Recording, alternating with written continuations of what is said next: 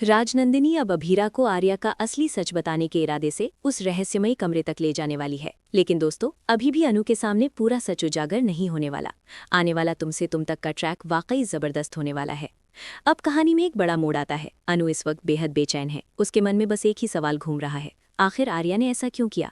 वो खुद को ही इस पूरी स्थिति का दोषी मान रही है। अनु को लग रहा है कि वो किसी खुशहाल कपल के बीच आ गई है और यही सोच उसे अंदर से तोड़ रही है। उसे लगता है कि उसे जाकर माफ़ी मांगनी चाहिए, लेकिन उसे ये नहीं पता कि जिससे मिलने के लिए वो इतनी बेताब है, वो इंसान अब इस दुनिया में है ही नहीं।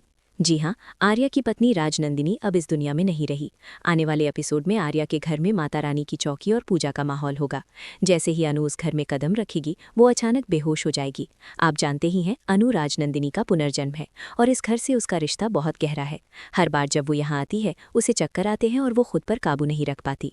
ऐसे में आर्या अनु को संभालकर अपने कमरे में ले जाएगा। होश में आने के बाद अनु बार बार राजनंदिनी के बारे में पूछेगी, लेकिन आर्या हर बार सवाल टाल देता है। जब आर्या कुछ नहीं बताता तो अनु खुद सच जानने की ठान लेती है। वो कहती है कि अगर कोई नहीं बताएगा तो वो खुद जाकर सब देख लेगी। यहाँ कहानी और रहस्यमयी हो जाती है। एक औरत जो साड़ी पहने होती है, अनु को उस खास कमरे की ओर ले जाती है। वही कमरा जिसमें राजनंदिनी की सारी यादें कैद हैं।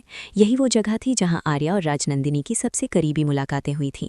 और यही वो कमरा है जहाँ राजनंदिनी ने अपनी आखिरी सांस ली थी। यहीं से उस दर्दनाक मौत की कहानी शुरू हुई थी। धीरे धीरे एक भयानक सच सामने आता है। आर्या की बेवफाई, उसका धोखा, सब कुछ दौलत के लिए किया गया था। इस साजिश में जैन देवी भी शामिल थीं। ये आर्या का वो काला सच है जिसे आज तक सब अनजान है। लेकिन आर्या एक बात बहुत अच्छे से जानता है, अनु का जन्मदिन उसी दिन आता है जिस दिन राजनंदिनी की मौत हुई थी।